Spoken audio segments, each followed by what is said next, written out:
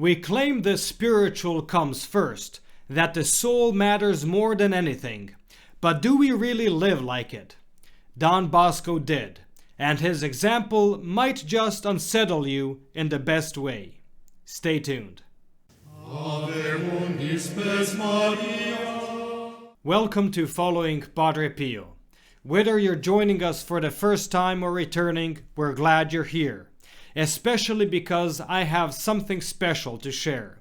On February 11th, the feast of Our Lady of Lourdes, your intentions will be brought to Lourdes and entrusted to Our Lady in prayer.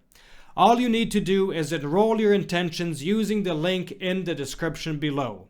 There's no cost, so don't miss this opportunity. Now let's move on to our story. Tomorrow, January 31st, we celebrate the feast of Saint John Bosco, priest, confessor, founder, and spiritual father to countless young souls. In honor of such an extraordinary saint, I want to share a profound reflection by Professor Plinio Correa de Oliveira. He examines a crucial and perhaps misunderstood principle in the saint's life: the absolute primacy of the spiritual over the material. The professor begins with a biographical scene taken from the book The Pedagogical Ideas of Don Bosco. It is undeniable that the personality of Don Bosco's mother influenced his upbringing. This woman, widowed at 29, profoundly marked the souls of her 3 children. She was poorly educated, but she possessed remarkable good sense. Her upright judgment, deep piety, unfailing dedication, and a firm, almost virile strength made her an exemplary educator. Work was a constant obligation in their home. Margaret subjected her children to all the activities of the house and the fields. From dawn in the summer and even earlier in the winter, the children began the day with prayer. Life is too short, she would say, to waste the best part of it. Fatigue was not considered. Meals always remained extremely frugal. At night, they slept on the floor. Later, when John went to the seminary, he took the required blanket with him. But on returning home during vacations, his mother made him put it away, considering such comforts useless and harmful. The professor comments, I must point out to you that Don Bosco's family lived in the region of Turin, Italy, which is very cold. And this is how this exemplary woman raised her children. We will draw a conclusion from this later. Here you have a picture of the strong woman of the gospel, rising early, beginning her tasks, fulfilling all her duties, and whose worth is so great that one must go to the ends of the earth to find anything comparable. You see in this something profoundly different from the social outlook of the Christian Democrats. According to that view, someone who suffers hunger and cold is incapable of leading a spiritual life. Therefore, the beginning of spiritual life would consist in providing food, a bed, a warm blanket. Only then could one begin to speak about spirituality. From this, they conclude that the beginning of apostolate must necessarily be material action.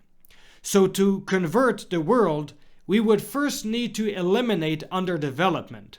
And ultimately, the fight against underdevelopment would become a specific purpose of the church. But then comes the contrast. Here, he continues, you see exactly the opposite. It is a home so poor that people have no beds. They sleep on the floor without blankets, in a climate where winters can be harsh. Don Bosco bought a blanket for the seminary only because regulations required it. Their food was meager, their work was abundant. It was truly a poor life, but sanctified by a spirit of renunciation and sacrifice, one which helped form a man physically strong and resilient in every task as Don Bosco later became. You see how deceitful it is to claim that comfortable conditions are indispensable for the apostolate to flourish. Austerity is necessary. I go further. It should also exist in the highest social classes. In Europe, this was preserved until some time ago. Not so much for young girls, but especially for boys of noble rank who were raised in a rough way of life. I recall reading about a French duke exiled in London. Do you know how they woke up in the morning? Several princes shared a room. They all rose and jumped into the freezing Thames River. That is life. That is austerity. What forms the person and prevents softness. If our civilization had preserved this spirit, much decadence would never have occurred. The professor then returns to the biographical note. Despite his intense workload, the founding of 2 religious congregations, building churches, establishing oratories, and preparing missions, Don Bosco devoted much of his days and nights to writing. With his pen, as much as with his word, he served the church, fought error, and consoled souls. A man of his time, he recognized the importance of a new modern giant, the printing press. His pen worked for 45 years, countering Protestant attacks in northern Italy with Catholic reading materials.